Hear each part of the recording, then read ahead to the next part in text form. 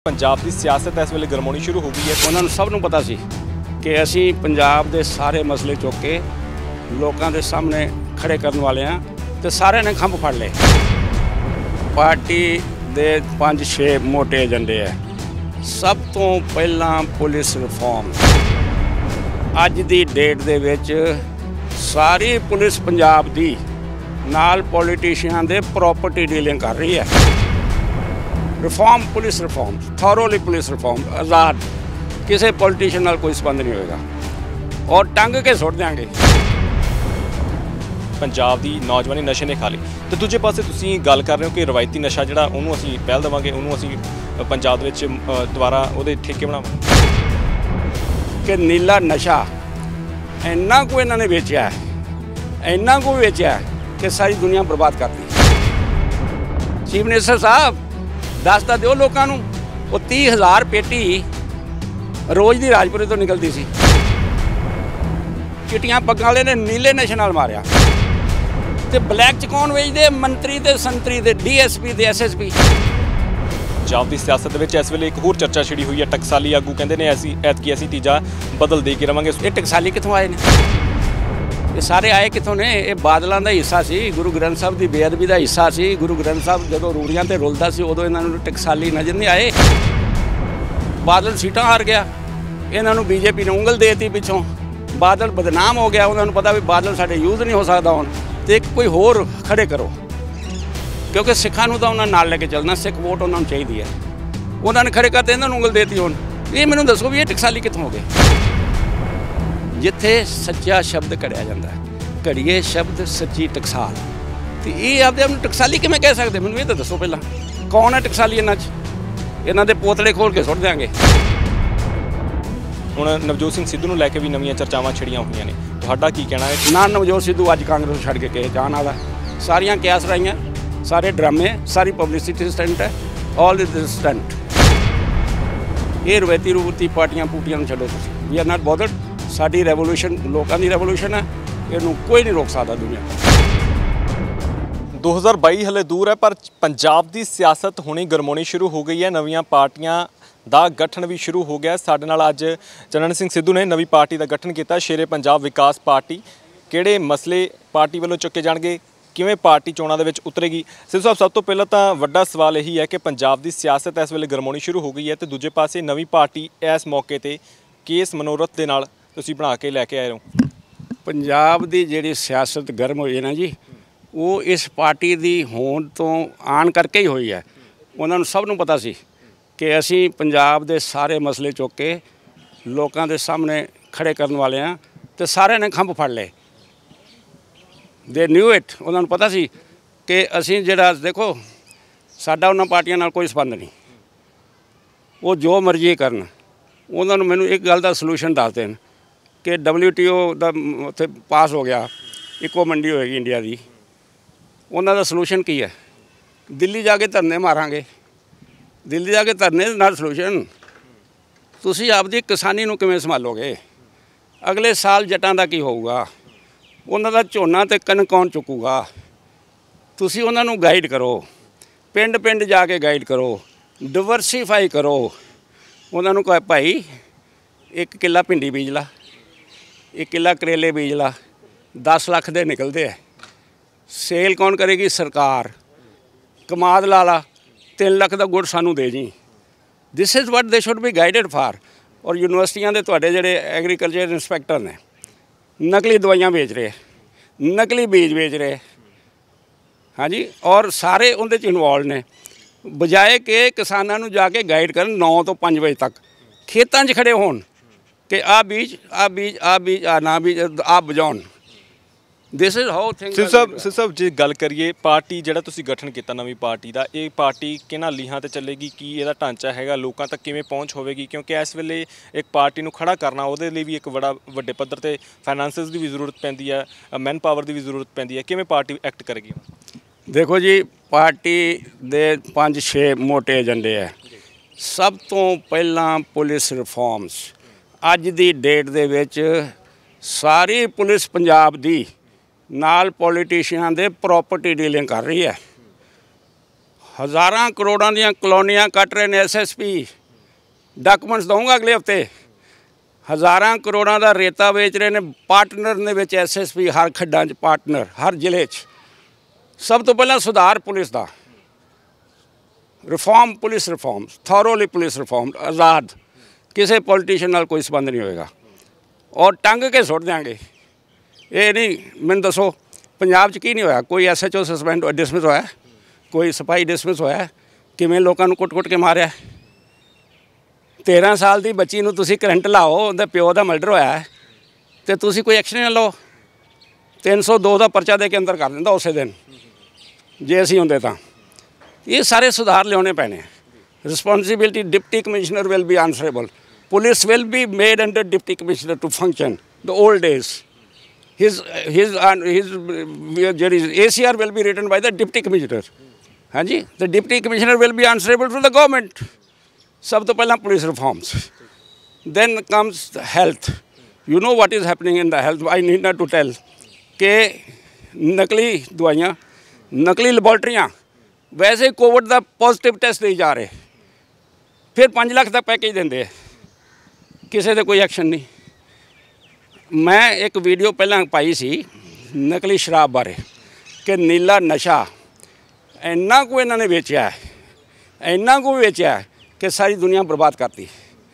2000 करोड़ का मैं कहा सी, फिर आपे कहते 2000 करोड़ सानू नुकसान हो गया जी। और ਜਿਹੜੀਆਂ फैक्ट्रियां फड़ियां गईयां वो ਕਿਹੜੇ MLA ਦੀਆਂ ਨੇ, ਕਿਹੜੇ ਉਹਨਾਂ 'ਚ SSP ਇਨਵੋਲਵ ਨੇ, ਕੋਈ ਐਕਸ਼ਨ ਨਹੀਂ ਹੋਇਆ। ਚੀਫ ਮਿਨਿਸਟਰ ਸਾਹਿਬ ਦੱਸ ਤਾਂ ਦਿਓ ਲੋਕਾਂ ਨੂੰ।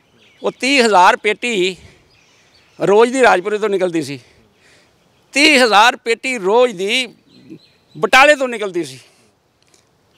ਕਰਫਿਊ ਲੱਗਿਆ ਹੋਇਆ ਸੀ। ਉਹ ਕਿਵੇਂ ਚੱਲ ਰਹੀਆਂ ਸੀ ਫੈਕਟਰੀਆਂ? ਉਹ ਕਿੱਥੋਂ ਆਈ ਸ਼ਰਾਬ? ਉਹ 2000 ਕਰੋੜ ਕਿੱਥੇ ਗਿਆ? All these things we will take answers from them। Sir, ਜਿੱਦਾਂ ਤੁਸੀਂ ਹੁਣ ਨਸ਼ੇ ਦੀ ਗੱਲ ਕਰ ਰਹੇ ਹੋ, ਪੰਜਾਬ ਦੇ ਵਿੱਚ ਪੰਜਾਬ ਦੀ ਨੌਜਵਾਨੀ ਨੂੰ ਖਤਮ ਕਰਨ ਦੇ ਲਈ ਜਾਂ ਪੰਜਾਬ ਦੀ ਨੌਜਵਾਨੀ ਨੂੰ ਆਪਣੇ ਪੈਰਾਂ 'ਤੇ ਨਾ ਖੜਾ ਹੋਣ ਦੇ ਲਈ ਮਜਬੂਰ ਕੀਤਾ ਜਾਂਦਾ ਸਿਰਫ ਨਸ਼ੇ ਦੀ ਦਲਦਲ ਦੇ ਵਿੱਚ ਧੱਕ ਕੇ। ਅਤੇ ਵੱਡੇ ਪੱਧਰ 'ਤੇ ਬਹੁਤ ਲੰਬੇ ਸਮੇਂ ਤੋਂ ਸਵਾਲ ਉੱਠਦੇ ਰਹੇ ਨੇ ਕਿ ਪੰਜਾਬ ਦੀ ਨੌਜਵਾਨੀ ਨਸ਼ੇ ਨੇ ਖਾ ਲਈ। ਅਤੇ ਦੂਜੇ ਪਾਸੇ ਤੁਸੀਂ ਗੱਲ ਕਰ ਰਹੇ ਹੋ ਕਿ ਰਵਾਇਤੀ ਨਸ਼ਾ ਜਿਹੜਾ ਉਹਨੂੰ ਅਸੀਂ ਪਹਿਲ ਦੇਵਾਂਗੇ, ਉਹਨੂੰ ਅਸੀਂ ਪੰਜਾਬ ਦੇ ਵਿੱਚ ਦੁਬਾਰਾ ਉਹਦੇ ਠੇਕੇ ਬਣਾਵਾਂਗੇ। ਰਵਾਇਤੀ ਨਸ਼ਾ ਨਹੀਂ ਹੈ, ਇਹ ਹੈਗਾ ਫੀਮ, ਜਿਹੜਾ ਪੁਰਾਣੇ ਜ਼ਮਾਨਿਆਂ ਤੋਂ ਚੱਲਦਾ ਆ ਰਿਹਾ। ਉਹ ਕੋਈ ਜਿਹੜਾ ਜਿਵੇਂ ਭੁੱਕੀ ਹੈ, ਲੋਕ ਧੱਕੇ ਖਾਂਦੇ ਫਿਰਦੇ ਅਤੇ ਉਹ ਬਲੈਕ 'ਚ ਲੈਂਦੇ ਹੈ। ਅਤੇ ਬਲੈਕ 'ਚ ਕੌਣ ਵੇਚਦੇ? ਮੰਤਰੀ ਅਤੇ ਸੰਤਰੀ ਅਤੇ DSP ਅਤੇ SSP ਕੌਣ ਵੇਚਦੇ ਹੈ? ਕਿਵੇਂ ਆ ਗਈ ਟਰੱਕਾਂ ਦੇ ਟਰੱਕ ਭੁੱਕੀ ਕਿਵੇਂ ਵਿਕ ਰਹੀ? ਮੈਨੂੰ ਆ ਕੇ ਦੱਸੋ ਪੰਜਾਬ 'ਚ ਕਿੱਥੋਂ ਆਉਂਦੀ ਹੈ? ਅਤੇ ਬਿਹਤਰ ਇਹ ਨਾ ਠੇਕੇ ਹੀ ਖੋਲ੍ਹ ਦਿਓ। ਜਿਹੜਾ ਜਾਇਜ਼ ਨਸ਼ਾ, ਜਿਹੜਾ ਨਜਾਇਜ਼ ਹੈ, ਦੇਖੋ ਇੰਨੀ ਨਕਲੀ ਸ਼ਰਾਬ ਇਹਨਾਂ ਨੇ, ਉਹਨਾਂ ਦਾ ਚਿੱਟੇ ਨਾਲ ਮਾਰਿਆ ਨੀਲਿਆਂ ਨੇ, ਇਹਨਾਂ ਨੇ ਚਿੱਟੀਆਂ ਪੱਗਾਂ ਵਾਲੇ ਨੇ ਨੀਲੇ ਨਸ਼ੇ ਨਾਲ ਮਾਰਿਆ। ਲੱਖਾਂ ਬੋਤਲਾਂ ਜਾਲੀ 1.5 ਰੁਪਏ ਦੀ ਬੋਤਲ ਬਣਾ ਕੇ ਨੌਜਵਾਨੀ ਛੱਡੋ, ਬੁਢਾਪਾ, ਬਚਪਨਾ, ਜਵਾਨੀ ਸਭ ਕੁਝ ਰੋਲਤਾ ਇਹਨਾਂ ਨੇ। ਸਿਰ ਸਾਹਿਬ, ਜੇ ਗੱਲ ਕਰੀਏ ਇਸ ਵੇਲੇ ਜਿੱਦਾਂ ਹੁਣ ਇੱਕ ਤੁਸੀਂ ਨਵੇਂ ਬਦਲ ਦੇਣ ਦੀ ਕੋਸ਼ਿਸ਼ ਕਰ ਰਹੇ ਹੋ ਪੰਜਾਬ ਦੀ ਸਿਆਸਤ ਦੇ ਵਿੱਚ, ਇਸ ਵੇਲੇ ਇੱਕ ਹੋਰ ਚਰਚਾ ਛਿੜੀ ਹੋਈ ਹੈ। ਟਕਸਾਲੀ ਆਗੂ ਕਹਿੰਦੇ ਨੇ ਐਤਕੀ ਅਸੀਂ ਤੀਜਾ ਬਦਲ ਦੇ ਕੇ ਰਵਾਂਗੇ। ਸੁਖਪਾਲ ਸਿੰਘ ਖਹਿਰਾ ਨਾਲ ਨੇ, ਨਾਲ ਉਸ ਤੋਂ ਬਾਅਦ ਬੈਂਸ ਭਰਾਵਾਂ ਦੀ ਗੱਲ ਚੱਲ ਰਹੀ ਹੈ ਨਾਲ ਦੀ ਨਾਲ, ਉਸ ਤੋਂ ਬਾਅਦ ਢੀਂਡਸਾ ਪਰਿਵਾਰ ਵੀ ਆ, ਉਹ ਵੀ ਕਹਿੰਦੇ ਇਸ ਵਾਰ ਅਸੀਂ ਪੰਜਾਬ ਦੇ ਲੋਕਾਂ ਨੂੰ ਤੀਜਾ ਬਦਲ ਦੇ ਕੇ ਰਵਾਂਗੇ ਕਿਉਂਕਿ ਅਕਾਲੀ ਦਲ ਅਤੇ ਕਾਂਗਰਸ ਨੇ ਲੋਕਾਂ ਨੂੰ ਲੁੱਟ ਕੇ ਖਾ ਲਿਆ। ਤੁਸੀਂ ਕਿਵੇਂ ਦੇਖਦੇ ਹੋ ਤੀਜਾ ਬਦਲ ਜਿਹੜਾ ਉਹ ਇਕੱਠਾ ਕਰਨ ਦੀ ਕੋਸ਼ਿਸ਼ ਕਰ ਰਹੇ? ਇਹ ਆਏ ਕਿੱਥੋਂ ਨੇ? ਪਹਿਲਾਂ ਇਹਨਾਂ ਨੂੰ ਇਹ ਪੁੱਛੋ, ਇਹ ਟਕਸਾਲੀ ਕਿੱਥੋਂ ਆਏ ਨੇ? ਟਕਸਾਲੀ ਕਿੱਥੋਂ ਆਏ ਨੇ?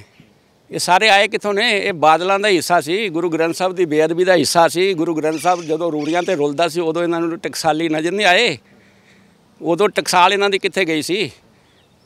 ਕਿਉਂਕਿ ਬਾਦਲ ਸੀਟਾਂ ਹਾਰ ਗਿਆ, ਇਹਨਾਂ ਨੂੰ BJP ਨੇ ਉਂਗਲ ਦੇ ਦਿੱਤੀ ਪਿੱਛੋਂ, ਬਾਦਲ ਬਦਨਾਮ ਹੋ ਗਿਆ। ਉਹਨਾਂ ਨੂੰ ਪਤਾ ਵੀ ਬਾਦਲ ਸਾਡੇ ਯੂਜ਼ ਨਹੀਂ ਹੋ ਸਕਦਾ ਹੁਣ, ਅਤੇ ਇੱਕ ਕੋਈ ਹੋਰ ਖੜੇ ਕਰੋ, ਕਿਉਂਕਿ ਸਿੱਖਾਂ ਨੂੰ ਤਾਂ ਉਹਨਾਂ ਨਾਲ ਲੈ ਕੇ ਚੱਲਣਾ, ਸਿੱਖ ਵੋਟ ਉਹਨਾਂ ਨੂੰ ਚਾਹੀਦੀ ਹੈ। ਉਹਨਾਂ ਨੇ ਖੜੇ ਕਰਦੇ, ਇਹਨਾਂ ਨੂੰ ਉਂਗਲ ਦੇਤੀ। ਹੁਣ ਇਹ ਮੈਨੂੰ ਦੱਸੋ ਵੀ ਇਹ ਟਕਸਾਲੀ ਕਿੱਥੋਂ ਹੋ ਗਏ?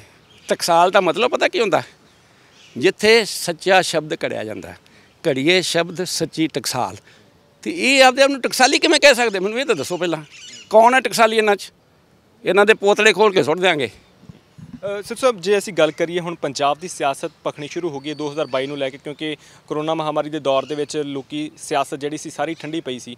ਹੁਣ ਨਵਜੋਤ ਸਿੰਘ ਸਿੱਧੂ ਨੂੰ ਲੈ ਕੇ ਵੀ ਨਵੀਆਂ ਚਰਚਾਵਾਂ ਛਿੜੀਆਂ ਹੋਈਆਂ ਨੇ। ਤੁਹਾਡਾ ਕੀ ਕਹਿਣਾ ਹੈ ਕਿ ਨਵਜੋਤ ਸਿੰਘ ਸਿੱਧੂ ਕਿਵੇਂ ਪੰਜਾਬ ਦੇ ਵਿੱਚ ਅਗਵਾਈ ਕਰ ਸਕਦੇ ਨੇ ਜਾਂ ਨਹੀਂ ਕਰ ਸਕਦੇ, ਜਿੱਦਾਂ ਕਾਂਗਰਸ ਦੇ ਵਿੱਚ ਅਲੱਗ-ਥਲੱਗ ਕਰਕੇ ਉਹਨਾਂ ਨੂੰ ਰੱਖਿਆ ਗਿਆ ਤੇ ਇਹ ਵੀ ਚਰਚਾਵਾਂ ਛਿੜੀਆਂ ਕਿ ਆਮ ਆਦਮੀ ਪਾਰਟੀ ਦੇ ਵਿੱਚ ਜਾ ਸਕਦੇ ਨੇ, ਕਿਵੇਂ ਦੇਖਦੇ ਹੋ ਤੁਸੀਂ? ਇਹ ਤਾਂ ਨਵਜੋਤ ਸਿੰਘ ਸਿੱਧੂ ਇਹਦਾ ਜਵਾਬ ਦੇ ਸਕਦਾ, ਕਿਉਂਕਿ ਅਸੀਂ ਉਹਦਾ ਜਵਾਬ ਨਹੀਂ ਦੇ ਸਕਦੇ, ਕਿਉਂਕਿ ਸਾਡੀ ਤਾਂ ਅੱਜ ਪਹਿਲੇ ਦਿਨ ਜੰਮੀ ਆ ਪਾਰਟੀ। ਅਸੀਂ ਕੋਈ ਸਾਲ ਕੋ ਸਾਨੂੰ ਲੋਕਾਂ ਨੂੰ ਜਾ ਲੈਣ ਦਿਓ, ਅਜੇ ਤਾਂ ਬੜਾ 1.5 ਸਾਲ ਪਿਆ। ਕਿਵੇਂ ਸਮੀਕਰਨ ਬਣਨੇ ਹੈ ਇਹ ਤਾਂ ਬੜੀ ਬਾਅਦ ਦੀ ਗੱਲ ਹੈ। ਅੱਜ ਤਾਂ ਕੋਈ ਸਮੀਕਰਨ ਬਣਨ ਵਾਲਾ ਨਹੀਂ।